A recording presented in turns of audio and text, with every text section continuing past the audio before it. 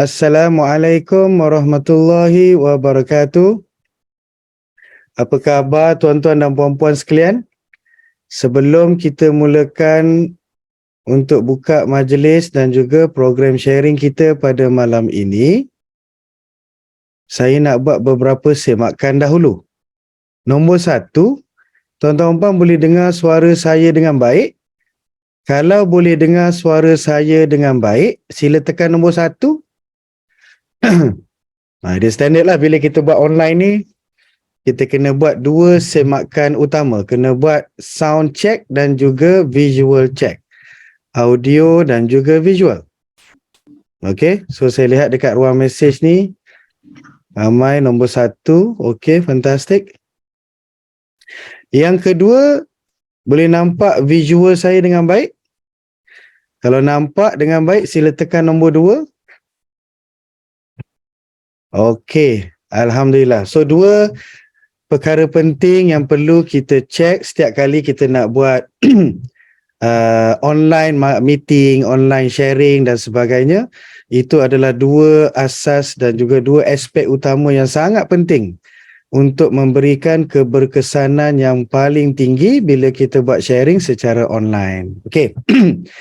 Soalan saya yang ketiga adalah, tuan-tuan dan puan semua, apa khabar? Kalau semua baik, sila tekan nombor 3. Kalau semua dalam keadaan baik, okey, sila tekan nombor 3. Okey, fantastic. Okey. Ni Munira Kari Puff 3+++ terlebih baik. Okeylah. Dan soalan saya yang terakhir, tuan-tuan dan puan-puan yang dikasihi Allah sekalian, semua dah makan malam ke? Kalau dah makan malam, dah kenyang, dah rehat, dah okey, sila tekan nombor 4. Okey. So kita adalah engagement sikit, tak adalah saya cakap seorang-seorang. Baru selesai, ada yang belum makan. Okey. Saya lupa nak bagi tahu tuan-tuan. Sesi kita ini, kita ada sediakan makan malam tuan-tuan. Di rumah masing-masing. Tuan-tuan rasa nak makan apa? You guys rasa nak makan apa? Kita biasa buat program kan? So kadang-kadang dalam borang feedback tu, ada kata makanan pedas lah, tak sedap lah, cair lah, nasi lembek lah. Okey, saya nak tanya tuan-tuan puan lah. Makanan yang kita sediakan macam mana? Okey tak? Kalau okey, tekan nombor 5 tuan-tuan puan. Macam mana makan malam yang kita sediakan malam ni sebelum kelas ni, okey tak? Okey. Macam-macam jawapan. Alright, okey. Alright, so Alhamdulillah. Dengan itu tuan-tuan puan-puan semua, kita mulakan sesi sharing santai, tanya slot kita pada malam ini dengan Ummul Kitab Al-Fatihah. Auzubillahi minasyaitonirrajim. Bismillahirrahmanirrahim. Alhamdulillahirabbil Ar-Rahmanir-Rahim, Maliki Yawmiddin, Iyyaka na'budu wa iyyaka nasta'in. Ihdinas siratal mustaqim, siratal ladzina an'amta 'alaihim ghairil maghdubi 'alaihim waladdallin. Amin. Amin. Alhamdulillah. Saya nak minta jasa baik host, iaitu Homefield Real Estate, untuk jadikan saya co-host. Pasal kejap lagi saya ada slide yang saya suka kongsikan merujuk kepada soalan yang telah saya dapat lebih awal daripada family kita yang dihantar secara Google Form. Okey, untuk pengetahuan tuan-tuan puan-puan semua, warga family of Homefield sekalian, insya-Allah sesi ini julung-julung kali diadakan, and somehow malam ni dia jadi macam perasmian lah program ini. Program apa? Program apa tu sir? Iaitu program yang dinamakan sebagai Tanya Sir. Anda tanya, Sir Erman jawab.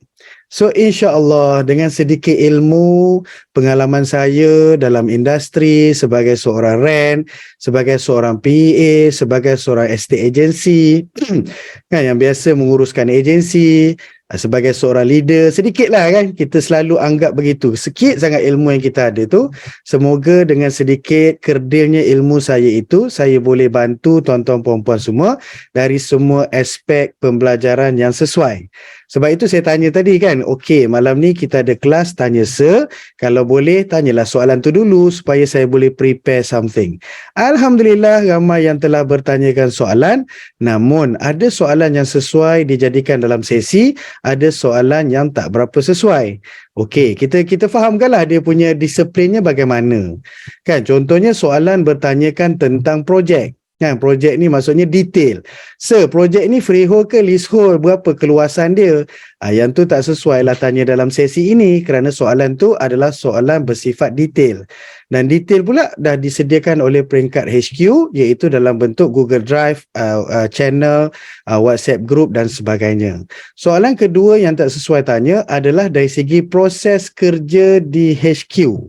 Ada yang tanya dalam soalan yang diberikan lebih awal, macam mana nak claim, borang apa yang terlibat, berapa hari proses claim, kan? So semua itu adalah soalan sekretariat, iaitu soalan yang bersifat administration, kita boleh tanya direct dengan HQ. So apa soalan yang sesuai kalau nak dalam sesi tanya saya suka soalan-soalan yang berkaitan dengan marketing, sales, legal, pindah milik, branding, itu semua yang berkaitan dengan proses kerja jualan kita. So saya dapatlah beberapa soalan tadi which is something yang ialah quite interesting, heavyweight questions yang suka untuk saya bawakan dalam sesi malam ini. Sesi pertama kita pula tu, dan insya-Allah tuan-tuan doa kesihatan, keluangan kepada saya untuk saya jadikan sesi ini something yang kita sebutkan sebagai sesi mingguan. Secara santai kita masuk Zoom, dengarlah bercerita, dengarlah berceloteh, dengarlah menyampaikan satu ilmu. Doa dan harapan saya adalah tuan-tuan puan dalam sesi santai Zoom macam ni dapatlah belajar sesuatu. Tak naklah heavyweight sangat kan. Kalau kelas heavyweight tu biasanya kita ada kelas yang lebih proper. So kita lebih santai. Okey? Baik. So dengan itu tuan-tuan puan, sebelum saya mulakan ingin saya ucapkan jutaan terima kasih kepada ayanda dan bonda kita iaitu the founder, pemilik dan juga principal of Homefield Real Estate Sdn Bhd, Puan Haji Zam dan juga Puan Munirah. Dan juga kita panjangkan terima kasih kepada pihak administration yang sentiasa membantu dan menyediakan platform yang memudahkan urusan kerja kita sebagai seorang REN. Okey, so malam ni tuan-tuan dan puan, saya ada sediakan sedikit slide. Sikitlah pelan-pelan sambil-sambil. So saya suka menjawab dua soalan ini dahulu. Satu soalannya iaitu, tolong terangkan proses pindah milik. Okey, bila kita jual rumah ni somehow kita sedikit sebanyak kena mahir pindah milik. Mahir sikit-sikit lah. Tak adalah mahir tu macam kita nak mahir menjadi seorang peguam. Kerana bagilah peguam buat kerja dia kan. Kita pun dan bayar klien kita pun dah bayar legal fee. So bagilah mereka buat kerja dalam keadaan mereka sangat mahir. Namun kita sebagai ejen hartanah, perunding hartanah, sedikit sebanyak soalan-soalan guaman ini ditanya oleh owner dan buyer pada kita sebelum satu proses itu mula melalui proses pindah milik. So somehow kalau kita nak added value, kita nak menunjukkan yang kita ni berbeza daripada rent komoditi yang lain, sebab itu somehow kita ada pengetahuan tentang proses pindah milik. Satu. Yang kedua, saya suka pick up soalan ni banyak tadi dalam Google Form tu ada dalam 10 ke 11 soalan. So saya suka pick up satu soalan lagi yang lebih kurang sama bunyinya, iaitu apa jadual kerja seorang rent yang bagus. Okey, saya nak tanya tuan-tuan puan, saya nak mulakan dengan proses pindah milik. Siapa di sini yang ada soalan yang sama? Sila tekan nombor 6. Ataupun suka saya tanyakan, siapa berminat nak belajar proses pindah milik?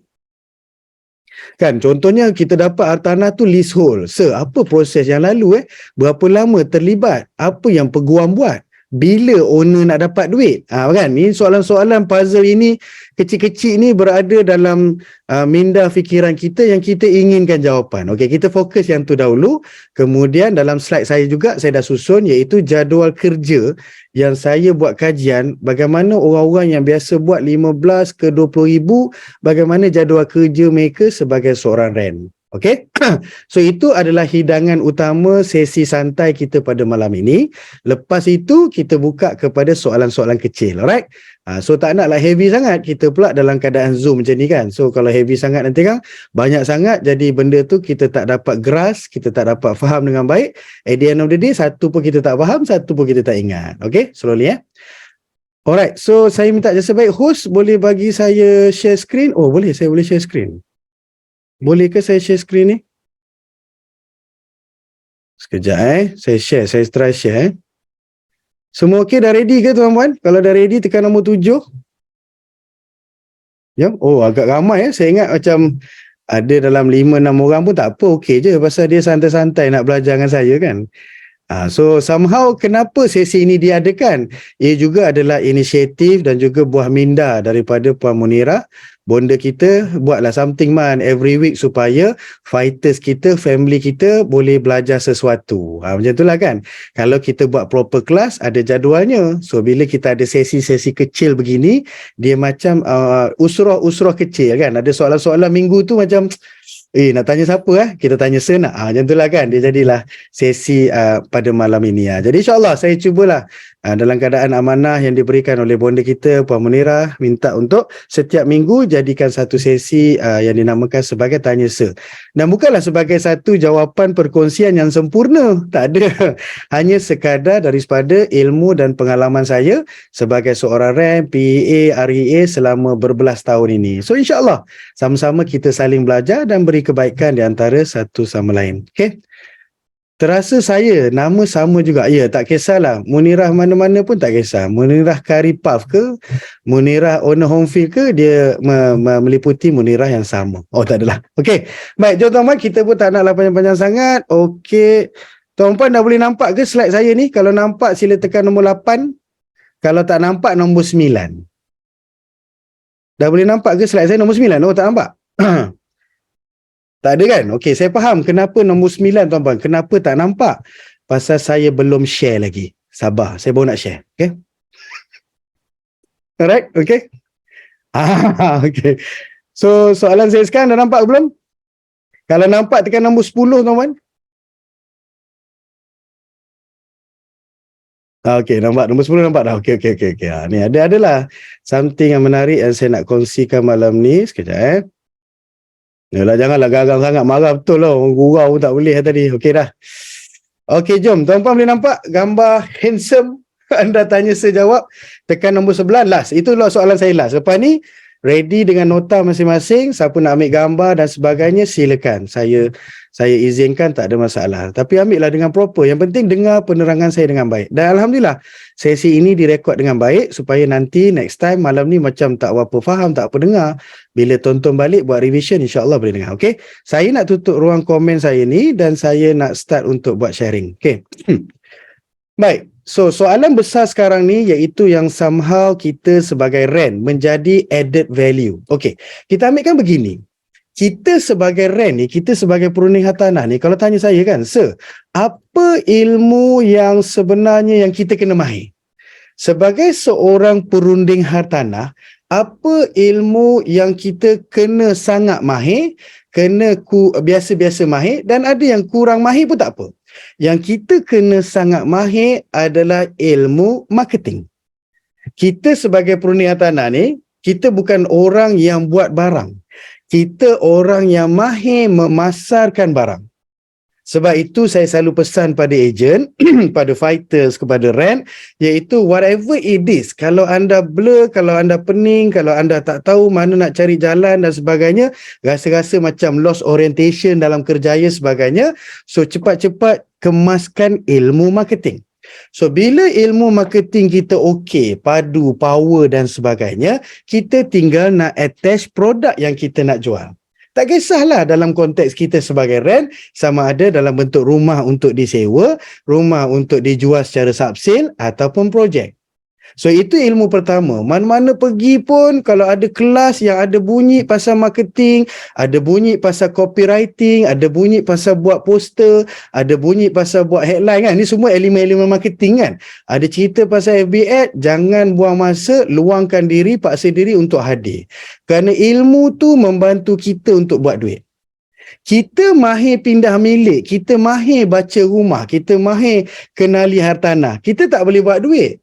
Pasal apa? Rumah tersebut kena pasarkan. Rumah tersebut kena ramai orang tahu. Sekalipun di Homefield, wallahi saya bersama Homefield beberapa bulan ini, saya mengenal pasti banyak barang-barang, produk-produk, projek-projek yang boleh dijual dengan baik, ramai pembeli dan somehow saya boleh letakkan sebagai barang senang jual. Kan kita ajar apa itu projek ni kat mana, projek ni saiz berapa, land size dan sebagainya, kita mahir kan. Kalau orang tanya, kita dah somehow dah jadi tahfiz projek tersebut kan. Oh, orang tahu kat mana pun semua lah, tapi kita tak mahir marketing. Tak jadi, kita tak boleh convert duit melalui kemahiran pengetahuan sahaja. So kita kena mahir marketing. Sebab tu saya kata kalau ranking nombor 1, apa ilmu saya kena cari dulu? Cepat-cepat cari ilmu marketing. Tak kisahlah marketing yang bentuk berbayar ataupun yang free kan. Dia kan ada paid advertising dan juga free advertising. Ilmu kedua, Salin siapa yang tengah bercakap ni, ilmu seorang fighter, seorang rent, seorang agent yang kena main, nombor 1 marketing. Nombor 2 adalah ilmu sales. Ilmu menjual pula kan. Bila orang dah berminat, marketing ni dalam satu word kita panggil apa? Iaitu distribution of information. Kan, distribution, keyword dia distribution. Apa sahaja effort yang kita buat, apa sahajalah, menulis ke, buat gambar ke, kita buat WhatsApp ke, Facebook ke, sebagainya, semuanya effort sedang menyampaikan maklumat. Maklumat apa? Maklumat barang kita lah. Dalam konteks kita, rumah lah. So bila kita sampaikan, orang tertarik, orang berminat, orang nak tahu lebih lanjut. So masuklah proses yang kedua yang dinamakan sebagai sales process. Itu kena mahir juga. Macam mana nak menyantuni, "Hai, Assalamualaikum, saya minatlah dengan rumah mampu milik Prima Raya," contoh. "Saya minatlah rumah Prima dekat Lakin." Pandai kan? Orang dah mula merisik. So kita kena mahir ilmu rantaian yang kedua, iaitu ilmu buat sales. Macam mana nak buat skrip team, nak buat skrip yang bagus, macam mana nak menyantuni, tidaklah terlalu lembut dan tidaklah terlalu keras. Macam mana nak negotiate, macam mana kita nak convince, macam mana nak handle objection, dan sampailah peringkat kita nak convert kan. Tuan dah bersedia, boleh bayar booking. Faham tak kan? Dia tak bolehlah simply orang tu tanya, "Assalamualaikum tuan, saya nak tanyalah pasal rumah di Legenda BBSAP." Boleh tuan, bayar booking dulu baru saya explain. Tu lah, tak kenalah tu dia punya CP tu kan. So dekat sinilah somehow kita kena mahir ilmu yang kedua, iaitu ilmu taktikal seni dalam nak buat sales. Ilmu yang kedua. Ilmu yang ketiga, barulah kita bercerita pasal pengetahuan hartanah, rumah freehold, leasehold, kalau pindah milik berapa lama, kalau leasehold ada consent, kalau beli rumah ada stamp duty, ada adjudication. Itu semua dalam ilmu yang ketiga. Ilmu yang keempat iaitu ilmu pembiayaan, financing. Kita kena mahir financing, because dengan kemahiran ilmu financing, conversion rate kita jadi lebih tinggi. Tulis tuan-tuan. Cubalah ambil keyword-keyword besar ni saya sebutkan ni yang boleh membantu. Sesi kita setiap minggu ni, insya-Allah saya atas amanah, atas advice dan juga minta jasa baik daripada Puan Munirah, minta tiap-tiap minggu bantu fighters kita betulkan dia orang punya keadaan. Macam itulah ilmu kan. Dengan ilmu kan kita boleh lebih berjaya. So dekat sini ilmu keempat yang kita kena mahir iaitu ilmu financing. Apa itu DSR, apa itu NDI, bagaimana nak kira komitmen, bagaimana seorang yang asalnya tak lepas boleh jadi lepas. Kerana ilmu kita banyak, kita ada banyak added value ilmu dalam financing, orang yang asal tak lepas boleh jadi lepas. Contoh dia buat joint loan, contoh dia buat refinancing, contoh yang asal dia nak buat bank swasta tak lepas, dia ada government loan. Abang tak kan? Kenapa boleh jawab cepat macam tu? Pasal apa? Ilmu yang kita ada. So itu asasnya 4 ilmu tu. Okey, pada malam ni kita nak start dengan salah satu ilmu yang penting kita ada, iaitu proses pindah milik hartanah. Baik. Dalam saya nak sampaikan ni, apa yang saya bakal sampaikan, tuan-tuan puan akan pergi kepada 3 direction. Memahami apa itu dokumen hak milik, memahami peringkat proses dokumen hak milik, dan juga menyediakan nasihat yang sesuai. Okey, let's go. Bila kita nak faham proses pindah milik hartanah ni kan, yang ini banyak berkait dengan sub-sale lah. Kalau kita projek baru, kita dah buat iklan, leads dah masuk, dah berminat, dah suka, sulah jatuh cinta sama itu rumah, dia pun bayar booking, selesai. Apa berlaku lepas tu?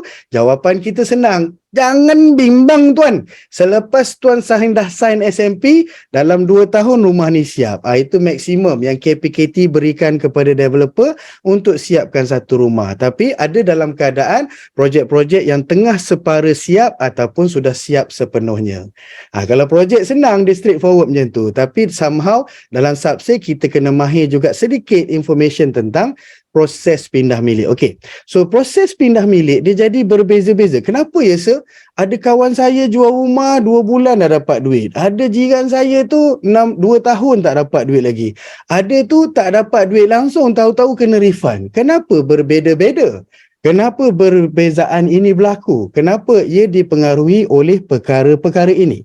Yang pertama, jenis pegangan hartanah tersebut. Hartanah yang kita uruskan tu kan, persoalan pertama, jenis pegangannya. Iaitu sama ada ianya freehold ataupun leasehold. Yang kedua, yang menjadi bebanan masa adalah hartanah yang kita jual itu ada gadaian tak?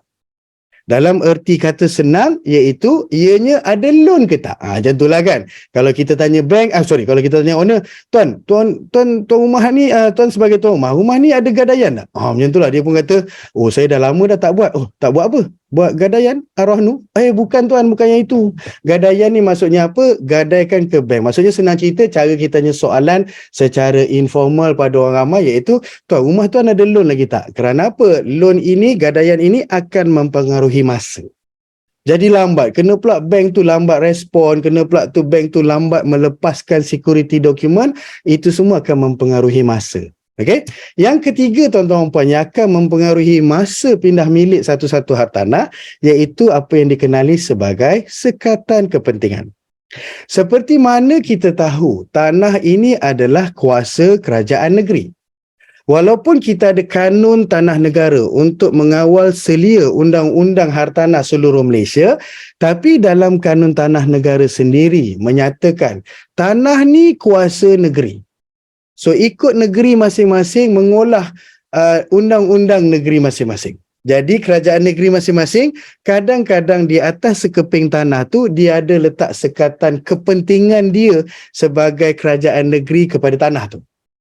Okey, ini yang kita biasa fahamkan, salah satu yang kita sebutkan sebagai konsen. So, ada ke tidak? So, dalam ayat dalam dokumen hak milik, apa ayatnya sir? Tuan-tuan perempuan bila dapat satu dokumen hak milik, satu geran, dia ada satu tajuk tulisannya sekatan kepentingan. Apa ayat dia? Kan nak kata sir, yang diorang sebut konsen tu ayatnya apa sir? Iaitu, tanah ini tidak boleh dipindah milik, digadai, kan, dipajak, melainkan dengan kebenaran pihak berkuasa negeri. Apa maksud pihak berkuasa negeri kan? Iaitu negeri tersebutlah melalui pejabat tanahnya. So kena mohon kan? Tanah ini tak boleh. Kalau nak pindah milik, nak gadai, nak pajak, kena mohon kebenaran dahulu. Macam itulah. So kita panggil itu sebagai permohonan konsen. Permohonan kebenaran pindah milik. Okey, fair enough setakat ni. Yang keempat yang kita lihat, kalau ada bebanan urusan lain. Contohnya macam meli reserve, contohnya kalau ada caveat, contohnya kalau rumah ni kena minta pula permohonan low cost. Ini adalah kita panggil perkara-perkara yang membebani urusan pindah milik. Jadi lambatlah. Kan? So ada orang tu beli rumah, sudahlah ejen, kau penipu lah ejen, aku beli dengan orang lain 3 bulan dah settle. Beli dengan kau 3 tahun tak settle lah. Dia bukan pasal kita yang uruskan pindah milik, kerana dia tak faham bebanan-bebanan urusan yang berlaku dalam pindah milik tersebut. Yang kelima perkara yang akan mempengaruhi iaitu status dokumen hak milik tersebut. Sama ada dokumen hak milik masih lagi master title ke, ataupun dalam proses penyempurnaan ke, ataupun dah keluar strata title ke, ataupun dah keluar individual title. Ini juga mempengaruhi proses pindah milik yang akan membebani masa lah. Kena pula masih lagi atas nama developer yang kita sebutkan sebagai master title. Kena pula masih lagi dalam proses. Developer kata, "Hayya, ini masa you mau jual lah. Saya sedang buat perfection mah." Contoh dia kata kan, tengah buat penyempurnaan. So jadi, kita nak masuk membeli tak boleh. Kita kena diam, tunggu dia settle dulu. Buat perfection ni tuan-tuan puan, dia macam rama-rama yang dalam kepompong tu. Dia panggil proses apa tu? Metamorfosis ke apa tu kan, dalam proses tu tak boleh kacau kan. Kalau kacau je rosak dia punya sistem lah. Macam tu lah. Okey, jom kita tengok. So kita tengok yang pertama, yang membani kita fahamkan ada 2 jenis pegangan hartanah. Freehold dan juga leasehold. Senang kan kalau orang tanya ada pegangan tanah ada berapa? Ada dua kan. So tiba-tiba kalau kita tanya contohlah kan, kalau saya tanya rent ke fighter ke ada berapa jenis tanah? Dia jawab 5. Uish, ini level lain ni. Apa sampai 5 jenis tanah? Dia pun jawab, ada tanah gambut, tanah elektrik, tanah liat. Itu tanah lain lah. Yang kita tengah rujuk sekarang ni adalah jenis pegangan hartanah tersebut. Kita membeli rumah ni tuan-tuan puan, kita sebenarnya membeli pemilikan tanah tu. Kalau dalam keadaan rumah tu individual title, rumah teres, 20 kali 70 kan. Kita sebutkan lebar kali panjang. Lebar 20, panjang 70. So, rumah ni kan boleh berubah-ubah. Rumah boleh naikkan, boleh kecilkan, boleh extend, boleh pecah depan, boleh hancur belakang, boleh pecah semua langsung, buat naik rumah baru, tak ada masalah. So, apa yang kita beli sebenarnya? Kita membeli pegangan tanah tu. So, kita pegang dalam bentuk apa? Dia ada dua. Sama ada kita pegang secara bebas pemilikan.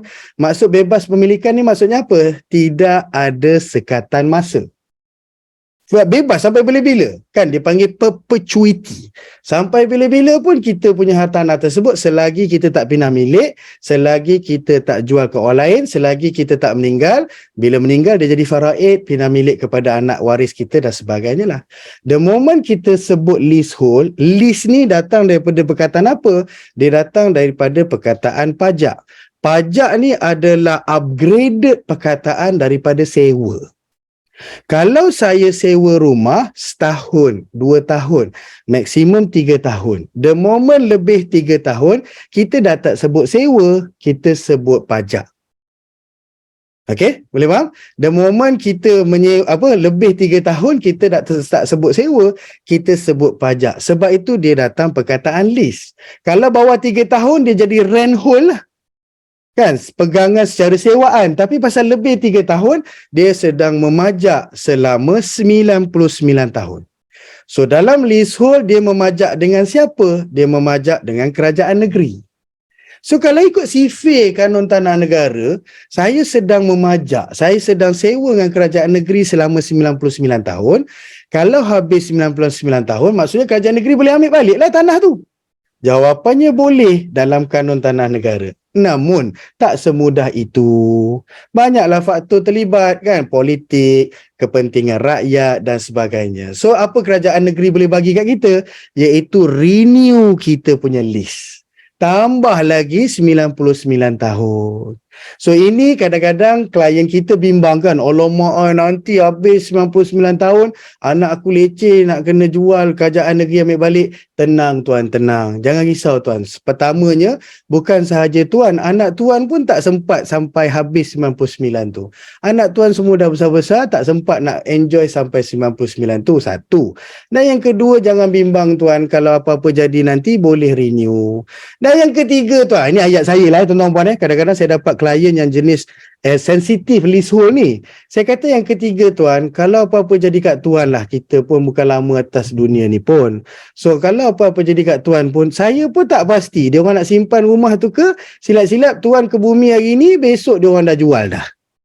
Kita ni masih hidup beria risau anak-anak nak renew kan. Rupanya bila ayah dia meninggal, bincang-bincang adik-beradik, tak payahlah, pening lah, siapa nak duduk rumah ni, nak bersih apa semua leceh, nak membayar pula maintenance, baik kita jual, semua ambil lah bahagian masing-masing. Itulah. Saya teringat ada satu rumah tu saya jual pasal saya guna ayat tu. So somehow, leasehold ni yes, ada challenges dia, tapi dia bukan something yang menjadikan rumah tu tak boleh nak jual. Tidak. Dan pada saya, kajian saya melihat projek-projek ataupun pembangunan yang padu, yang bandaraya, yang bersifat bandar baru dan sebagainya, kebanyakan leasehold. Kan di bawah kerajaan negeri, sudah tentu kerajaan negeri nak tumpu pembangunan di kawasan tanah yang dia boleh kontrol. Bila leasehold ni tuan-tuan puan, somehow kita memajak dengan kerajaan negeri, jadi kerajaan negeri boleh kawal dia punya pemilikan. Siapa nak jual beli, minta mohon izin dengan aku dulu. Itu yang kita faham dan kita baru nampak malam ni. Oh, itulah patutlah yang kata bumi susah nak jual kepada non-bumi dalam keadaan leasehold. Pasal kerajaan negeri tak benarkan. Okay, fair enough? Fantastic setakat ni? Cek dulu semua okey ke ni? Semua okey? Kalau okey, bagi saya nombor 11 tuan-tuan. Boleh faham ke setakat ni? Risau juga kan, saya seronok bercerita punya cakap seorang-seorang. Betul lah. Dia main dengan Zoom ni, kita cakap dengan monitor ni. Risau je. Setakat ni okey So pelan-pelan, relax. Santai-santai kan. Cool, kita beraham. Oh, itulah freehold dengan leasehold. Saya tak excited untuk banyak mengajar tuan-tuan. Saya nak mengajar perkara yang sikit tapi padu. Macam itulah. Sebab tu freehold, leasehold pun sampai setengah jam. Pasal dua ini menjadi orang kata apa, timbangan utama dalam kemahiran kita bercerita pasal rumah. Okay, fantastic. Okay, jom kita teruskan. Kalau okay, let's go. Okay, jenis dokumen hak milik. Saya telah tadi pegangan. Okay, sekarang ni kita lihat. Dokumen hak milik ni kalau senang faham, iaitu pemilikan rumah tu, surat beranak rumah tu. Rumah ni rumah siapa? Irman Taib. Mana tahu rumah ni rumah Irman Taib? Ambil sini dokumen hak milik. Macam tu lah. Dokumen hak milik ni pula tuan-puan, dia ada 3 jenis. Yang pertama dikenali sebagai master title. Master title ni nak senang faham, dokumen hak milik tanah keseluruhan besar tu, walaupun developer dah naik rumah beratus-ratus, beribu unit dan ramai pembeli, tapi dokumen hak milik kepada semua rumah tu, tanah tu masih lagi atas nama developer. Tanah tu masih lagi atas nama developer. Ini kita senang sebut apa? Ini masih lagi master title. Bila developer dah hasilkan individual title, yelah lama-lama developer takkan rumah kita nama developer kan, kita pun pergi, bro, developer, come on man, saya dah beli rumah ni, saya dah buat loan, bagi nama saya lah. Okay, developer pun buat proses untuk pindah penyempurnaan atas nama kita. Kalau property tersebut high rise, kalau property tersebut bertingkat, itu kita biasa sebut, kita start yang ni dulu. Kalau property tersebut di atas tanah, yang kita kaitkan dengan rumah banglo, teres, semi-D dan sebagainya kan. Because why? Pemilikan tanah tu, kita memiliki tanah tu seorang. So ini kita sebut individual title. Okay, beres? Ini kalau yang rumah atas tanah lah. Kalau rumah yang bertingkat, rumah yang ada di atas sekeping tanah yang sama ramai pemilik. So ini kita sebut apa? Kita sebut strata title. Fantastic. Kan? Strata title. Dia datang daripada perkataan stratified title. Maksudnya dokumen hak milik secara pemilikan petak. Rumah saya 800 square feet. Tu pemilikan saya.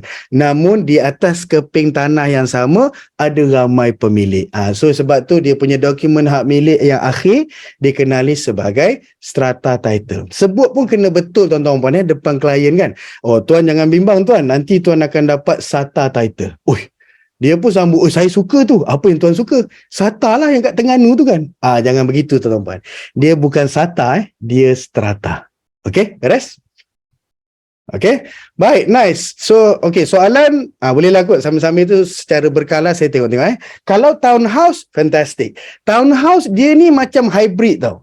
Nak kata, dia macam ni tau. Nak kata dia rama-rama pun tidak, ulat pun tidak kan. Nampak rupa macam individual title, nampak rupa macam rumah teres. Rupanya bertingkat. The moment di atas sekeping tanah yang sama, ada pemilik yang berbeza, terus dia jadi strata title.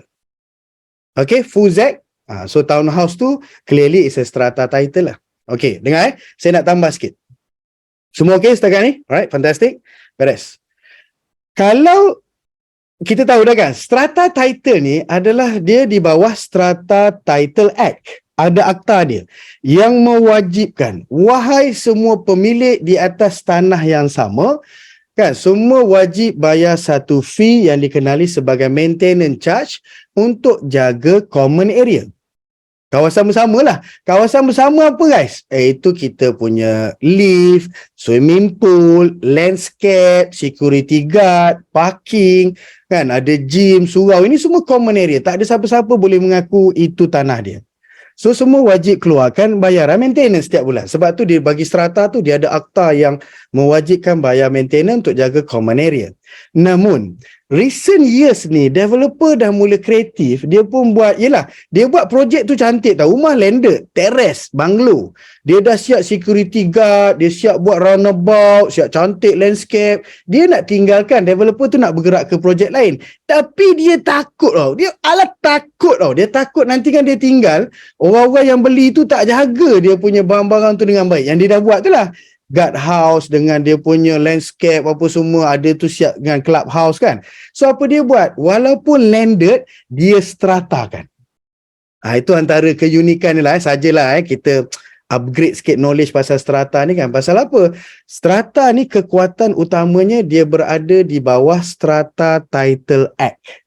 So bila ada akta, dia ada undang-undang yang tersendiri yang mewajibkan semua pemilik bayar dalam keadaan untuk maintain common area, kawasan bersama. Okey. Saya jawab sikit saya nak selit ni. Saya perasan ni, Fadili Ripin dia tanya apa? Rumah kluster ni macam mana tuan? Okey, ready? Pasal kita banyak projek yang bersifat kluster, so which is good. Selesai soalan ni lagi semangat kita nak jual. Itu saya kata tu. Selalu saya pesan pada team, pada family kita apa semua, ada soalan jangan segan untuk tanya. Pada saya, there is no such thing as a stupid question. It's just that it's a don't know question. Saya tak tahu, saya tanya. Faham tak? Kenapa kita tanya? Sebab kita tak tahu. So, cuba olahkan minda kita kepada kenapa bertanya pasal tak tahu. Bukan pasal saya bodoh. Pasal saya tak tahu. Okey, beres. So, kluster ni apa tuan-tuan? Kluster ni maksudnya berkelompok. Yang biasanya, yang berlaku dekat semi-D. Okey, semi-D ni, cuba tulis kat ruang komen. Cuba ready. Semi-D ni, ada berapa belah dia cantum? 1 ke 2? Kalau rumah semi-D, ada berapa belah dia cantum? 1 ke 2? Semi-D Kalau dia cantum dua-dua belah, dia dah tak jadi semi-D. Dia dah jadi terrace. Okey, semua faham asas ya? Right. So, kenapa dia cantum sebelah? Dia datang dari perkataan banglo. Kita sebut banglo kan? Banglo kan tak bercantum. Banglo ni tuan-tuan puan, dalam bahasa rasminya, dia disebutkan sebagai detached house. Rumah banglo, bahasa kita, orang kebanyakan, dalam bahasa senang orang faham. Dalam bahasa rasmi, dia sebut rumah banglo ni apa? Detached house, rumah yang tak bercantum. Sebab tu bila datang darjat yang kedua, dia sebut semi-D, semi-detached. Sebelah tak bercantum. Sebab tu mula-mula bila saya belajar tu saya jadi, apa tak panggil semi-A? Sebelah yang bercantum, semi-attached kan? Oh tak, dia datang daripada perkataan detached. Okay, detached ni banglo. So bila dia downgrade sikit daripada banglo yang asal bahu kanan kiri tak ada bebanan cantuman tersebut, dah ada orang pula mengada-ngada pergi cantum belah kanan atau kiri, membentuk semi-D, sebelah tak bercantum. Okay, so asal original kejadian semi-D, dia ada berapa belah bahagian tanah? Cuba jawab dulu sebelum saya terangkan. Semi-D, cuba bayangkan. Semi-D ada berapa belah tanah? Tanah ada berapa? Berapa sisi tanah dia ada?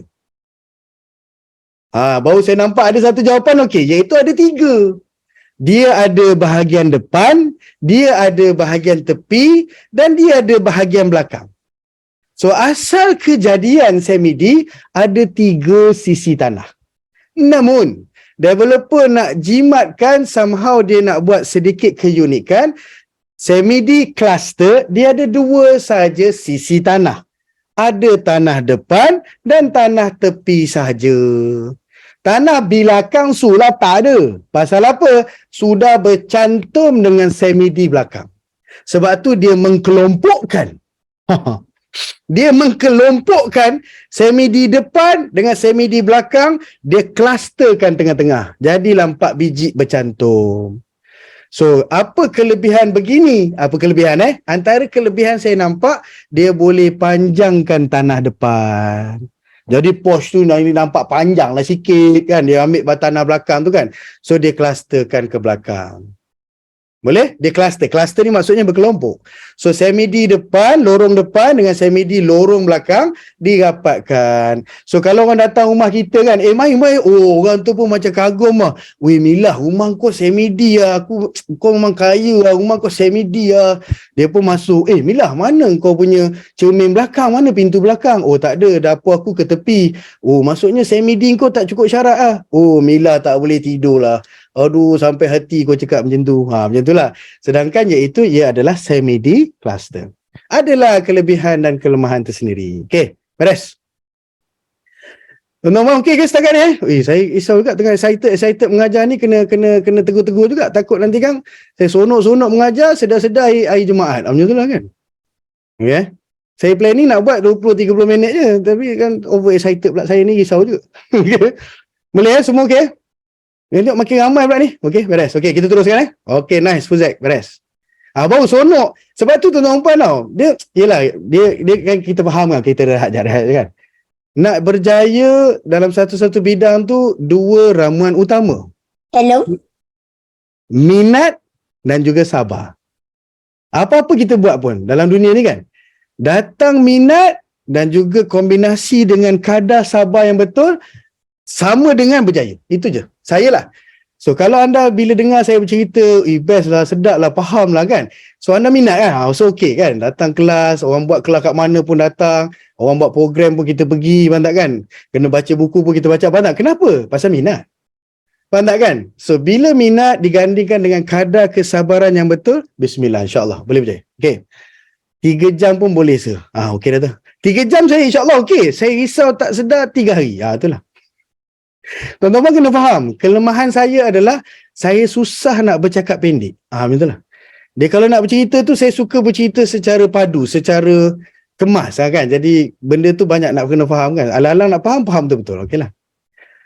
Biasa untuk rumah kluster, geran individu kanser sebab tak pernah terlibat, betul. Fadli Ripin, dia bergantung juga. Kalau developer memang tak ada nak suruh maintain apa-apa semua, dia bagi geran individu je lah. Because pemilikan tanah masih sama. Saya memiliki tanah 20x70 semi-D tersebut, namun dia bercantum je dengan belakang. Tanah ni kena faham tau, dia jelas sempadan masing-masing.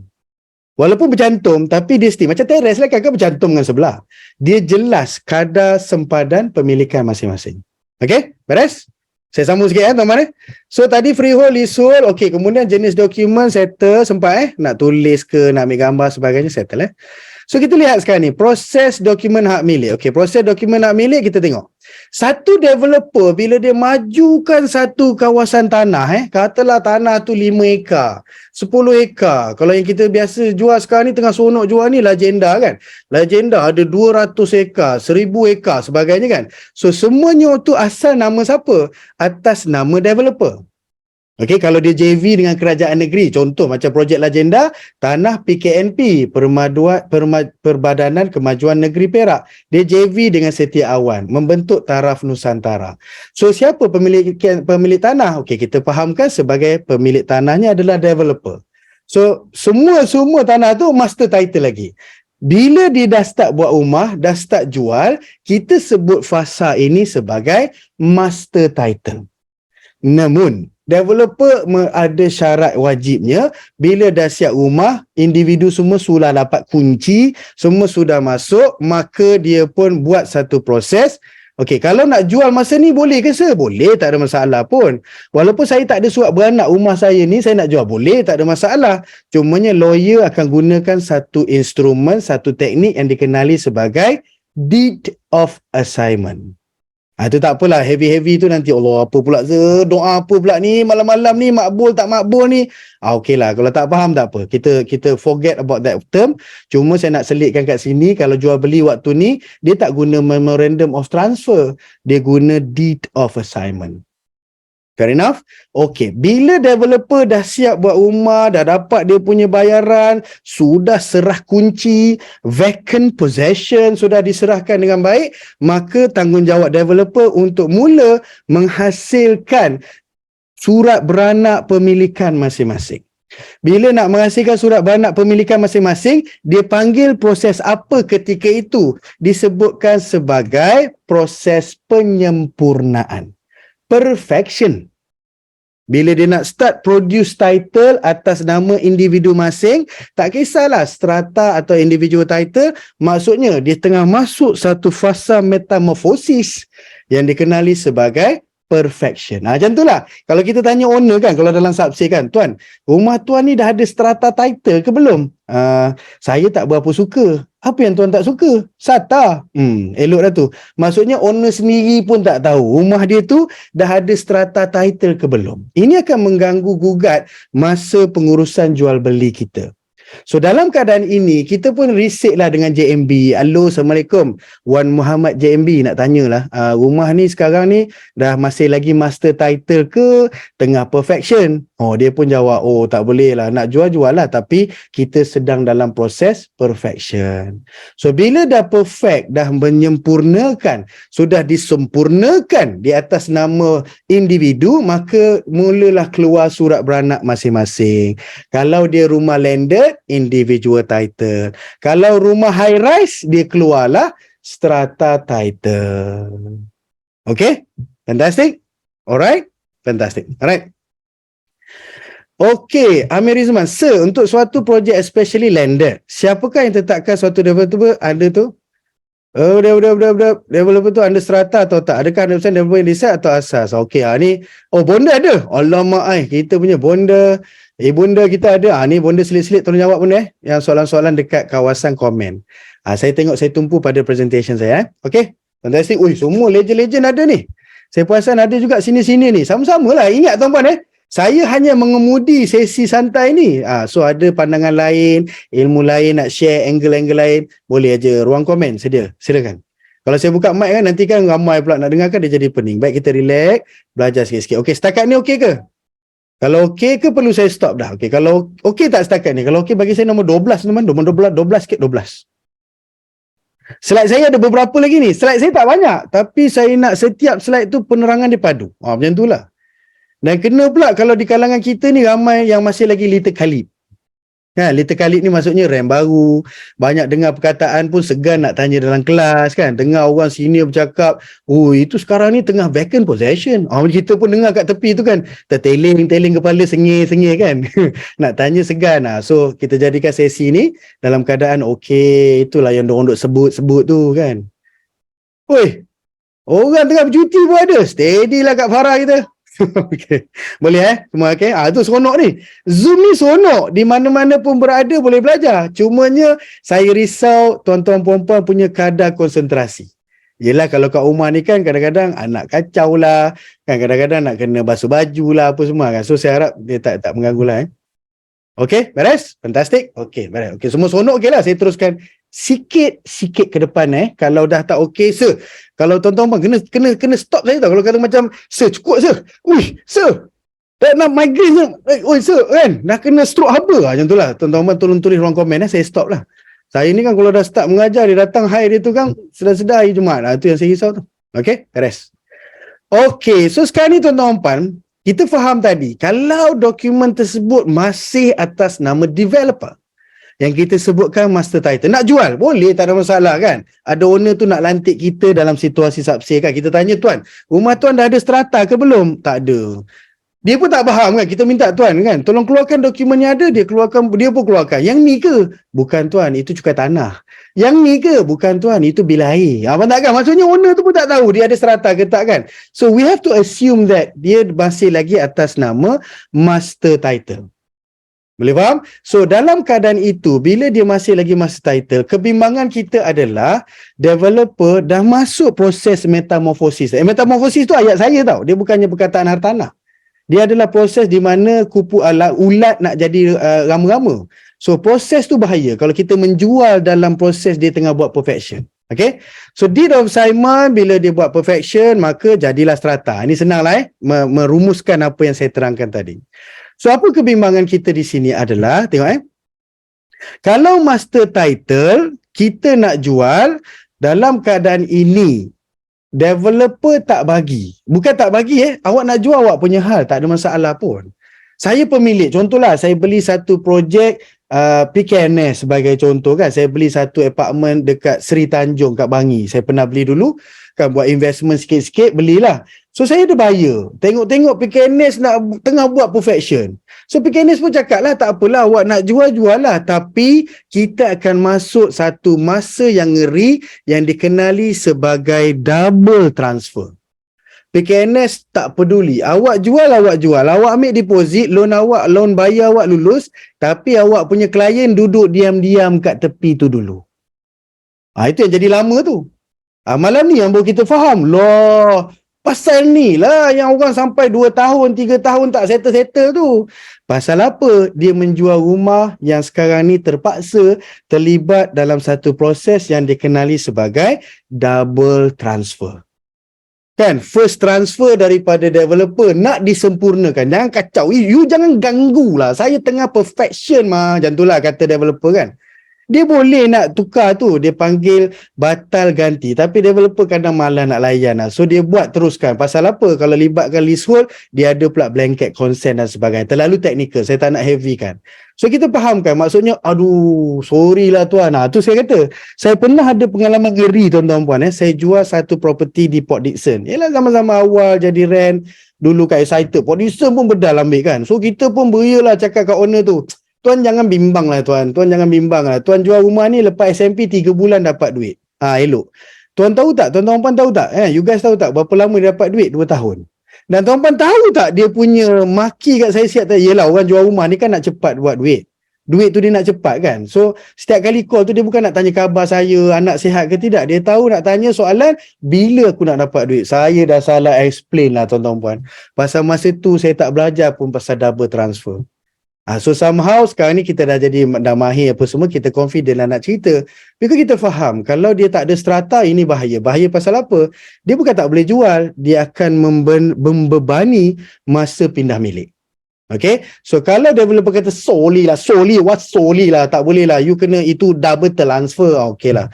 So kena double transfer. Kena pula tuan-tuan puan, ini leasehold property, satu transfer tu dah 6 bulan, masuk lagi 6 bulan yang seterusnya, jadilah tahun-tahun dapat duit. Namun keindahannya kalau developer belum buat perfection, developer okey, developer kata, "Oh ya, you sudah ada buyer lah." Okey lah, tak apalah, kita pun belum buat apa-apa lagi mah. Tak ada masalah, kita boleh kasih. Itu namanya direct transfer. Okey, pada malam ini, pada corner ini, saya harap tuan-puan setakat ini dah mula rasa tenang dan faham. Okey sir, kalau developer setuju, okey ke sir?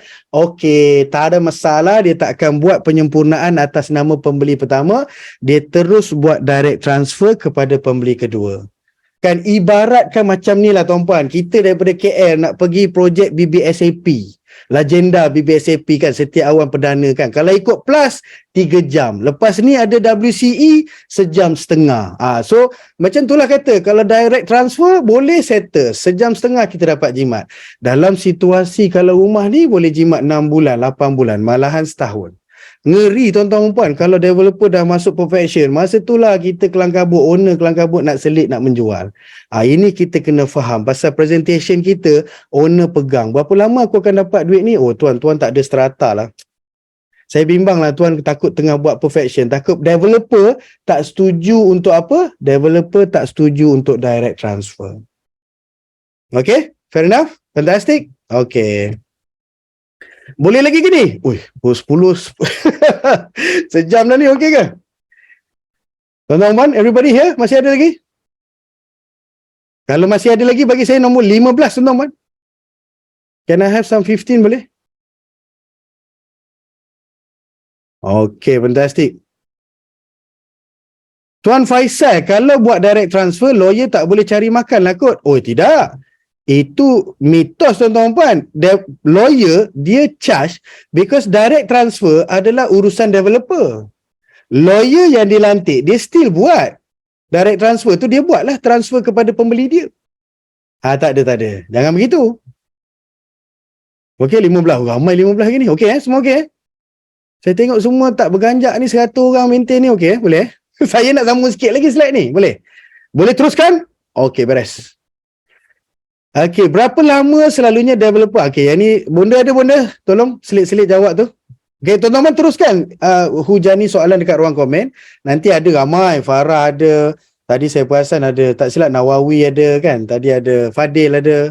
So boleh selit-selit lah. Dan ada Bonda pun ada, boleh selit. Ainal ada Ainal lah. Saya boleh lah bantu-bantu. It's okay Thomas. Saya suka tau sesi macam ni. Jadi kita selalu ada brainstorm, kita ada bincang, kita ada kemaskan kita punya ilmu. Dan saya tengok ni, saya takut berat je ni. Boleh kita sekali lalu okey. Okey, last kali tu nombor last slot saya, last swing saya. Masa dalam kita nak lihat, apa yang mempengaruhi masa tadi kita dah belajar dah. Pegangan hartanah, jenis dokumen nak milik dan sebagainya. Okey, kita tengok sekarang. Contoh satu fail.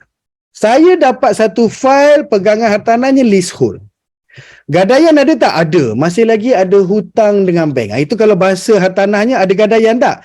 Kalau bahasa kampung, bahasa orang awam kita sebut apa? Ada loan lagi tak? Ada. Sekatan kepentingan ada. Bila leasehold biasanya ada konsen. Okey, leasehold ni biasa dikaitkan dengan konsen. Tapi kena faham, tak semua freehold tak ada konsen. Kadang-kadang freehold pun ada konsen. Konsen ni adalah sekatan kepentingan kerajaan negeri. So biasa berlaku dekat leasehold, kadang-kadang berlaku juga dekat freehold.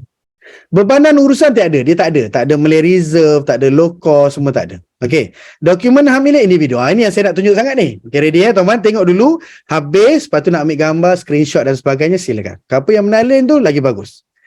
Okey, bila kita ada buyer pun okey, bayar kat kita, kat agensi kita, Homefield Real Estate Sdn Bhd Clients Account, 3.18%. Lalu dia isi satu borang yang commonly dikenali sebagai Letter Offer to Purchase.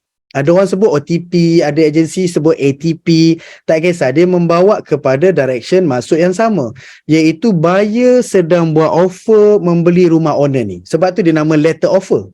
Wahai pemilik rumah, sudi tak awak jual rumah ni kat saya nak beli 400,000. Saya bayar 3%, nanti SMP saya bayar 7%, nanti saya buat loan saya bayar. Macam itulah, sebab tu dia panggil offer. Letter Offer to Purchase ataupun Offer to Purchase. So owner akan pertimbangkanlah, awak nak beli 400, saya nak jual 42. Okeylah, boleh lah. Awak nak fully furnished, awak nak macam ni. Sebab tak? Semua awak nak tu, owner setuju, owner pun sign. Okey, baik. Bila owner terima offer tersebut, settle. So kita pun buat loan. Thank you owner. Banyak thank you lah. Sudi jual kat saya. Okey, beres. Kita pun buat loan. So bila kita buat loan, maka dalam masa yang sama, once loan kita dah lepas, lawyer owner akan start buat dia panggil sebagai due diligence. DUD. Dia buat saya makan sikit lah title ni macam mana. Dokumen hak milik tu lah. Ada sekatan ke, ada caveat ke, owner ni bankrupt ke. Okay, settle. So, lawyer pun prepare SMP. SMP ready, beres. So, bila sign SMP, buyer kena bayar baki 6.82%. Membentuk berapa tuan-tuan? Setakat ni buyer dah bayar berapa? Kalau dia dah bayar kat Homefield 3.18%, waktu sign SMP dia bayar lagi 6.82%. Berapa persen dah buyer dah bayar setakat ni? Kasih campur lah, kasih campur. Berapa persen dah? Itu yang kata, kenapa buyer kena ready 10%? Pasal loan biasanya buyer dapat 90%. Sebab tu kena settle, bayar dulu 3.18. Okey, ada yang situasi, klien saya bayar 2%. Jadi bila sign SMP nanti kena bayarlah 8. Dia begitu senang. Kalau dia olah lagi, disenikan lagi, ada yang withdraw KWSP, ada yang buat personal loan. Itu saya tak nak rumitkan malam ni lah. Saya cerita yang straightforward dahulu. Saya nak cerita apa yang berlaku dalam dokumen, dalam proses pindah milik tu. Okey, baik. So dalam keadaan ini sudah selesai 10%. Rest. So sign SMP, owner pun sign. Owner sign tu dalam keadaan dah terimalah baki depositnya. Dan dalam keadaan ini, kita sebagai rent, sebagai fighter, kita dah dapat SMP yang dah stamp, kita pun boleh claim commission. Dan macam biasalah, bila dah dapat commission tu, jangan lupalah belanja Tok Guru sekalian. Kena panggil lah Haji Zam, Puan Munirah, saya, admin semua, buat sekali lah, senang, tak adalah belanja asing-asing. Tak adalah. Okey, beres. So, bila dah sign SMP, beres. Oleh kerana property ini leasehold. Oleh kerana property ini leasehold, maka lawyer akan hantar satu surat kepada bank. Bank pemilik. Ni bahagian owner lah ni. Iaitu satu surat yang tanya, bank ada apa-apa objection tak? Dia macam ni lah tuan-tuan. Dia macam tanya kepada bank yang buat gadaian tu kan. Bank, awak punya customer ni nak jual rumah, awak ada masalah tak? Oh, tak ada. Saya tak ada masalah. Tak ada. Kan, kenapa perlu surat ni? Takut bank tu tengah proses nak lelong rumah tu. Rumah tu ada masalah. Jadi bank kata, jangan, tak boleh jual. Tak boleh. Customer ni tengah banyak masalah dengan saya. Saya nak settle dulu. So sebab itu lawyer akan request daripada bank satu surat yang dikenali sebagai LONO. LONO, Letter of No Objection. Okay, boleh faham? LONO, okay. So LONO pun dapat balik, CIMB pun balas balik, okay, tak ada masalah. We don't have any issues of the process to go through. Something like that. So masuklah permohonan konsen. Pasal apa? Dia leasehold, ada sekatan kepentingan. Kan? So lawyer owner akan buat consent to transfer, lawyer buyer akan buat consent to charge. Biasanya lawyer masuk sekali lah permohonan tu. CTT dan juga CTC. Consent. Boleh tak saya pindah milik? Boleh, tak ada masalah. Boleh tak saya gadai? Boleh, tak ada masalah. So kerajaan negeri jawab sekali dua permohonan ini. Okay, beres? So, bila dah selesai dapat konsen, maka lawyer owner akan request daripada bank berapa baki hutangnya. So, statement baki hutang ni dikenali apa? Dikenali sebagai redemption statement. Okay, redeem. Dia nak redeem property tu, dia nak tebus property tu, berapa baki hutang kau? Macam tu lah kan. Aku bayar habis bak sini property tu. Macam tu lah. So, dalam bahasa rasminya dikenali sebagai redemption statement. So bila dah dapat redemption statement, so lawyer buyer akan advise bank buyer yang buat loan tu untuk mula bayar bayaran pertama. Juga dikenali sebagai first disbursement.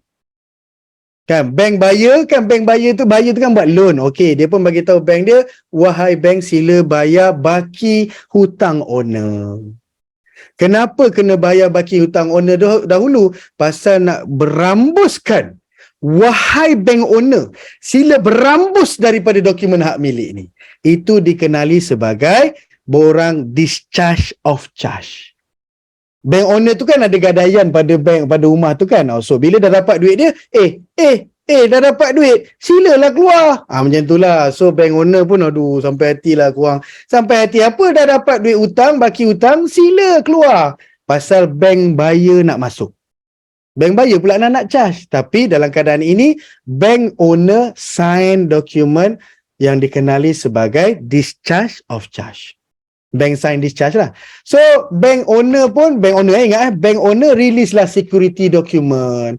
Geran yang original bank owner pegang. Semua dokumen SMP yang original dia pegang. Semualah, banyaklah security document. Dia serahkan kepada lawyer pembeli untuk masuk buat pindah milik. So, dekat sini pembeli dah kena bayar stamp duty yang dikenali sebagai stamp duty adjudication. Buyer dah kena bayar stamp duty, cukai bila nak beli rumah, dia dah bayar, dapat statement tu, lawyer pun serahlah ke pejabat tanah.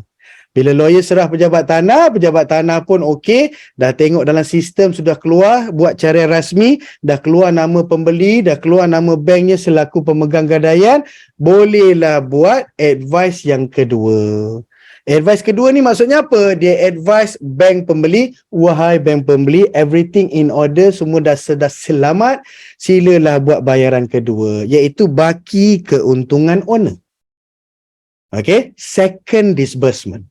So owner pun sulah dapat duit kan, owner pun owner dah dapat duit, settle. So tuan-tuan puan, saya nak tanyalah soalan, bagi saya tarik nafas jap 2-3 saat. Kalau owner dah dapat duit, apa berlaku seterusnya? Ni saya bukan hang, saya tengah tengok kat ruang komen tu jawapan. Kalau owner sudah dapat duit sepenuhnya, 400,000 nilai rumah tu, 100,000 dah bayar dekat bank hutang baki dia, 300,000 dah dapat dalam akaun dia. So sekarang owner kena buat apa bila dah dapat duit tu? Belanja ejen jahit, itu satu jawapan yang betul. Owner enjoy.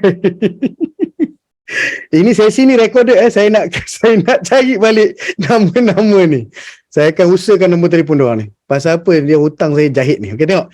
Iaitu saya nak tengok di mana, yalah, owner enjoy pergi bercuti, bukan salah tuan-tuan puan. Kita tengah cerita pindah milik ni. So bila owner sudah dapat duit, adat jual beli barang lah. Adat jual beli barang kan. Bro, aku dah bayar kereta kau 40,000. Bak lah sini kunci kereta. Kereta ni dah jadi kereta aku. Macam tu lah.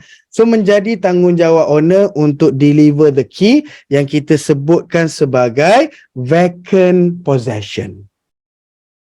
Okey, jangan risau. Semua ni siap dalam slide ni, cantik tuan-puan. Ambil lah gambar dan sebagainya. Nanti kita lagi confident nak berniaga kan, pasal kita faham somehow kerja pindah milik yang dibuat oleh peguam. So serah kunci ni bahasa biasa. Ini agent komoditi. Ini orang biasa punya ayat. Deliver keys tak? Kita rent home field. Home field punya ayat apa? Oh tuan, jangan bimbang tuan. Nanti bila dah selesai barang tu, tuan akan dapat vacant possession. Faham tak? Dia bunyi Yorkshire sikit macam tu. Dia tu macam, wow, lain macam lah. Saya berurusan dengan home field lain macam lah. Dia punya terms pun sedap lah, padu lah. Apa maksud vacant possession? Penyerahan kosong. Okey, pemilikan kosong. Kalau rumah tu patut dimiliki kosong lah kalau ada penyewa kan, possession with tenant. Itulah yang umumnya vacant possession. Rest. Kan namun okey dah habis dah. Namun kalau tak sempat selesai dalam tempoh 3 bulan 90 hari itu, kan ni cuma complete ni timeline ni, kalau tak sempat selesai boleh bukan mohon, dalam SMP pun dah dinyatakan diberikan diberikan extend selama 1 bulan with penalty 8% setahun. Thank you Cai Chu, iaitu kita buyer kita lah kena bayar. Kita ejen dah pergi Australia dah, sudah dapat kita punya commission. Buyer kita, dia punya lawyer yang dia lantik lambat pula, lawyer pula slow, lawyer pula macam-macam hal, boleh pula sakit perut apa semua, macam-macam drama, lambat dia buat kerja kita. Takkan kita nak salahkan lawyer. Owner cakap apa? Awak yang lantik lawyer tu, awak punya hal lah, awak nak claim daripada dia, claim. Tapi saya sudah lambat dapat duit, saya bagi extend 30 hari with 8% interest per annum. Nak senang cerita, 8% setahun. So sehari berapa se? So 8% bahagi 365 hari membentuk interest penalty sehari. So kalau dia lambat sehari, dia lambat bayar 300,000. Kan baki tadi 300,000 kan, dia lambat bayar sehari. 300,000 kalilah dengan interest 1 hari tersebut. Fantastik. Alhamdulillah, selesailah sharing tentang proses pindah milik. Okey. Settle? Fantastik. Sempat semua, saya nak tukar slide dah ni. Sempat ambil gambar semua sempat. Okey, ni ingat betul-betul. Jadi bila bila duduk dengan klien apa semua, saya punya praktis, saya bawa kertas putih A4 tu dalam beg kereta saya, mesti ada A4 kosong. Bila orang tanya, tuan, berapa lama saya nak jual beli, bila saya dapat duit apa semua, tenang tuan, tenang boleh tak? Tenang boleh tak? Tuan tenang, pergi buat kopi sikit tuan. Bagi saya explain. Abang tak? Saya mulalah melukis-lukis macam ni. So oleh kerana saya melukis ni dah berbelas-belas tahun, so somehow ia jadi mahir. Sebab itu saya kata minat ni dia banyak boleh enhance kita punya skill dan malahan boleh enhance kita punya income. The moment tuan-tuan puan minat hartanah, insyaAllah saya, Puan Munirah, Haji Zam, Ainal, Syazah, semua ramai lah. Leader masing-masing kami akan cuba padu tenaga untuk bagi tuan-puan berjaya dengan baik. Tapi mesti ada 2 kombinasi ni. Selalu saya pesan kat tim. Ada minat, kadar sabar yang betul, bismillah insyaAllah semua boleh berjaya. Saya ingatlah pesan Tok Guru saya kan. Dia tanya apa tau? Dia kata apa tau? Man, nama lain orang berjaya ni apa Man? Saya pun sebutlah. Orangnya disiplin, orangnya committed, orangnya tekun, semualah. Dia kata tak salah, semuanya tak salah. Tapi nama lain orang berjaya ni apa? Dia sabar. Sabar belajar, sabar pergi kelas, sabar melalui proses pembelajaran, sabar kena marah, sabar buat silap. Abang tak kan? Semuanya bermula dengan sabar. Okay? Beres? Right, settle. Okey tuan-tuan, saya ingin menjawab soalan terakhir, bagi saya 2 minit, iaitu tentang kejayaan. Kejayaan ni apa tuan-tuan? Saya faham kejayaan ni apa? Ia adalah proses yang membentuk satu pattern. Tuan-tuan puan-puan, orang berjaya ni dia ada pattern tau. Dia ada somehow cara kerja, dia ada somehow dia punya formula. So kita yang tak berapa berjaya ni, apa kita kena buat? Tiru je, lepas tu tambahlah sikit herba dan resepi sini dan sana. Kan, okey, tak ada masalah nak tiru pattern. Contoh, kita ada legend-legend macam Tuan Nawawi, kita ada legend macam Puan Syazah, kita ada Puan Izzah, semua ni kan legend-legend dalam the big family of home field. Kita ada Farah Hanim, kita ada Faiz. Dia orang ni semua ada pattern. Dia bukannya magic. Dia bukan buat benda tu, dia bangun pagi ni, alhamdulillah lah guys, lepas subuh tadi saya close 2. Apa akak buat? Tak ada apalah, sambil-sambil solat tu tiba-tiba bayar booking. Tak, dia bukannya benda tu magic. Dia ada pattern yang tersendiri. Okay, so apa saya nak sampaikan kat sini? Ada soalan dalam Google Form tu tanya, so macam mana jadual kerja Rand Berjaya? Ini kajian saya. Okay, seperti mana kita tahu, sebagai seorang Rand, dia ada 5 peringkat kerja yang kena buat. Iaitu dia kena banyak buat branding. Bila buat branding dia dapat listing. Bila dapat listing dia boleh iklan. Bila iklan dia dapat leads. Bila dapat leads dia ada peluang untuk buat sales. So dekat sini kita lihat 2 kerja utama seorang Rand, seorang fighter. Iaitu kena mahir marketing dan juga kena mahir buat sales. Baik, so 5 perkara ni yang dia kena masuk dalam jadual kerja. Itu nak ceritakan tu. Saya mengkaji orang berjaya, saya tak kata gagal lah. Orang belum berjaya ni bertahun-tahun. Macam-macam kumpulan saya kaji. At the end of the day, apa yang membezakan mereka adalah pattern bekerja. Okey, baik, kita tengok. So pattern bekerja ni berkait rapat dengan habit. So kita tiru habits yang sama, kombinasi yang sama, insya-Allah kita boleh dapat result. Jangan ambil satu je. Contoh tuan-tuan puan. Okey, tolong tulis ruang komen sikit. Siapa idola yang tuan-tuan puan nampak berjaya dan ingin berjaya macam dia? Tolong tulis sikit kat ruang komen. Bagi saya satu nama. Kita dah nak habis lagi, 2-3 minit habis. Saya nak tunjuk satu gambar aja tu. Faiz lagi? Itu je buat 90. Jangan. Saya malu lah saya kan. Saya cover lah sikit. Jangan search situ. Okey, contohlah Zizi. Okey, Cik Zizi kita. Tulis juga sir. Lain-lain belah benda boleh. Okey, contoh Pali. Okey, nice. Apa tak ada. Tuan-tuan pun kena cepat cari idea seorang, because why? Tuan-tuan pun tengah cari apa ni? Tengah cari pattern dia. Kamarul. Okey, beres. Dengar Kak Farah. Okey, cukup. Nama cukup dah. Ganggu saya nak explain ni.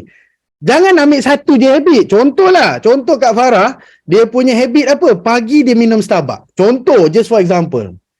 Pagi dia minum Starbucks kan, kita pun tengok, Kak Farah ni jadi hebat, banyak sale pasal pagi dia minum Starbucks. Contohlah, kita pun tiru. Pagi je kita minum Starbucks, tak kisahlah, tak reti sebut nama kopi pun kita pergi juga kan. Lepas sebulan kita pun jumpa sekata kena tiru orang berjaya. Saya tiap-tiap pagi pergi Starbucks, apa saya tak berjaya lagi? Kau tiru apa? Saya tiru dia pergi Starbucks lah, yang lain tak tiru. Faham tak boleh. Alang-alang nak meniru, kena tiru the whole package habit. Tak boleh ambil satu sini sana yang kita suka je, tak boleh. Yang dia nightmare, yang dia kena maki, yang dia kena marah, yang dia kena refund, yang dia kena sidai duduk dalam kereta berjam-jam, semua tu sekali kita kena ambil formula yang sama. Baru result kita lebih kurang sama. Okay, so endingnya tuan-tuan puan, apa yang saya cuba sampaikan kat sini, itulah dia yang mana kita banyak-banyak perkara habit tadi membentuk kepada satu result. Kalau tuan-tuan sebut tadi kan, Husna, Abang Fadli, Abang Nawi, Kak Farah, mereka ni adalah result. Kejayaan mereka adalah result datang daripada satu pattern habits yang tersendiri. So apa kita kena buat? Kita kena banyak berdamping, kena banyak membayangi shadow dan lihat pattern mereka dan jadi pattern kita. Kita pun ada pattern, cuma pattern kita tu belum berjaya. Saya pun ada pattern. So macam mana? Ada buat sale lah? Tak ada. Maksudnya pattern tu tak berjaya lah. Lukisan tu tak cantik lah. Okay, beres. So ini kajian saya tuan-tuan puan. Bila saya lihat kan Rand ni ada lebih kurang 7 aktiviti setiap minggu yang kena buat. Dia kena buat branding, dia kena buat naik listing, kena update owner. Ini semualah. War ni maksudnya meeting Kita tengok So kalau kita masukkan jadual dengan baik, maka jadilah lebih kurang macam ni. Lalu saya kaji. Orang Rand yang biasa-biasa yang buat 1,000, 2,000, 5,000 sampai 10,000. Jadual mereka macam mana? Jadual mereka lebih kurang macam ni. Ini jadual mereka. Okay? So dia ada pattern ni lah. Hari Isnin pagi, dia buat naik listing. Tengah hari sikit, dia telefon lawyer, dia telefon owner, dia update file-file dia. Selasa pagi, dia buat branding. Pagi ni kena kopi lah, nak jual beli rumah, kontak gua. Macam tu lah kan, branding kan. Hari Rabu, dia pergi meeting. Hari Khamis, dia naikkan lagi marketing. Apa tak? Ini pattern kerja dia orang.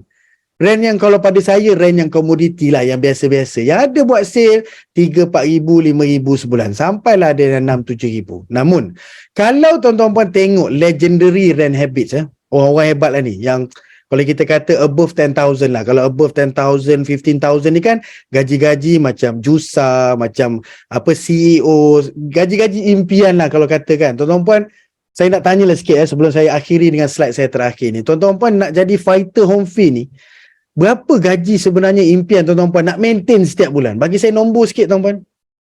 Boleh tak tulis ruang komen lah sebelum saya tutup ni. 20k, bismillah, amin, iman. Nana Fida 40k, 10k cukup, amin, beres. Syahid 15, 130k sebulan. Silakan, floodkan, banjirkan ruang komen tu dengan impian. Apa nak segan, itu impian kita kan? Ke nak tulis pun segan. Saya 1,500 cukup lah. Janganlah macam ni. Saya pantang betul lah tuan-puan kalau fighter. Nama fighter. Tapi style cakap macam lembik-lembik, malam-malam macam tu. Aduh, saya pantang. Kalau saya boleh bagi penampar, saya penampar. Come on lah, janganlah. Kita jangan lembikkan diri kita. Orang cakap macam-macam memang nak merendahkan kita. Tapi kita is the only person yang boleh defend diri kita. Saya yakin saya boleh buat 50,000. 50,000 lah jalan lah. Kita buatlah pattern 50,000 tu. Beres. Okay, nice. I love this. Okay, tengok So, saya mengkaji tuan-tuan puan, kalau rand-rand yang hebat ni kan 15,000, 10,000 ke atas bulan ni kan, ini pattern mereka. So kalau tuan-tuan puan-puan tak ada pattern yang sama, somehow jangan pelik kenapa resultnya tak sama. Kan? Sehari sampai 2 kali dia buat branding. Pagi sekali, petang sekali. Pagi dia sambil ambil anak sekolah pun tanpa segan, tanpa fikir orang lain nak fikir apa ke, dia buat branding. Hari ni hantar Amir pergi sekolah, siapa nak jual beli rumah, kontak saya. Tak ada kena-mengena dengan Amir nak pergi sekolah. Nak bagi tahu apa? Saya businessman. Branding ni kena jadi breakfast. Branding ni kena jadi makanan harian. Macam itulah. Saya lihatkan bagaimana orang-orang berjaya dengan orang-orang yang kurang berjaya atau belum berjaya. Yang membezakannya bukan pasal orang ni pandai tak pandai, tidak. Iaitu banyak dibezakan dengan cara bekerja yang kita sebutkan sebagai pattern. Okay? So, Alhamdulillah. Sempat dah tadi ambil gambar Okay? 1, 2, 3. Okay, beres. Okay, Alhamdulillah. Dengan itu, tuan-tuan puan, sekian, terima kasih. Semua okay ke? Everybody alright? Ikutlah Habis dah ke? Janganlah tanya habis dah ke? Terus saya sambung. Banyak lagi saya. Okay. Kalau semua okay, fresh, rasa cukup, beres. Bukanlah tak, memanglah tak cukup. Tapi untuk sesi slot macam ni, kita buat macam ni okay ke? Kalau okay, semua sonok apa semua, bagi saya nombor 18 tuan-puan. Bagi saya nombor sikit, bagi saya semangat sikit. Okay, barulah sonok kan. Pasal saya atas inspirasi amanah hajat daripada bonda kita Puan Munirah, dia risik lah tanya, Man, buatlah something tiap-tiap minggu kepada family kita. Kan bolehlah dia orang belajar sesuatu daripada bolehlah dia selalu upgrade ilmu. Yelah, ilmu ni lah yang membezakan kadar kejayaan. Orang lama-lama pasal ilmu dia mahir, cerita pasal terminologi lah, pindah milik kan. Kita yang little kalib ni terkebir tepi kan, nak tanya, banyak sangat nak tanya. Kan? Baik duduk diam je lah. Nanti orang bersuara kan, kata tak apa-apa. Kan? Okay. InsyaAllah cadangannya buat weekly lah. Itulah harapan saya lah. Doa tuan-tuan puan, doakan saya kesihatan, keluangan kan, sambil-sambil busy banyak perkara saya nak buat untuk home field, bantu buat marketing slide dan sebagainya kan, insyaAllah. Alright, so everybody okay? Everybody had fun? Okay, fantastic. Alright, insyaAllah. So dengan itu tuan-tuan, sekian saja sharing saya pada sesi pertama kita pada malam ini. Sesi yang dikenali sebagai Anda Tanya Sejawab. Okay, itu namanya Tanya Se. So insyaAllah kita akan buat secara mingguan. Tengoklah keadaan, kalau tak keluangan apa semua dalam sebulan tersebut, insyaAllah minimum 2 ke 3 kali kita akan buat. Right, tapi macam itulah tuan-tuan, exercise-nya adalah masa pengumuman dibuat ada borang Google Link form tu. Google Link form tu kan, isilah soalan dalam tu. Jadi saya akan pick up, ramai orang tanya pasal pindah milik. Pasal tadi banyak soalan yang keluar. Teranglah sikit pindah milik. Kalau dah jual rumah berapa lama? Jadi saya rumuskan, ramai nak tanya pindah milik. So saya buatlah. Jadi taktikal tu kemas. Tak adalah saya syok sendiri mengajar benda yang ramai tak nak tahu. Rupanya ramai nak tahu pasal pindah milik. Dan yang lain-lain boleh belajar sekali lah. Alright, so dengan itu tuan-tuan puan, terima kasih banyak atas perhatian anda semua. Sesi yang asalnya saya target setengah jam ke 45 minit paling tinggi, telah menjadi 1 jam 15 minit. Thank you di atas komitmen dan juga perhatian tuan-tuan puan semua. InsyaAllah kita berjumpa lagi di minggu hadapan. Terima kasih banyak. Kita tangguhkan dulu dengan tasbih kifarah dan suratul As. Subhanakallah bihamdika asyhadu an la ilaha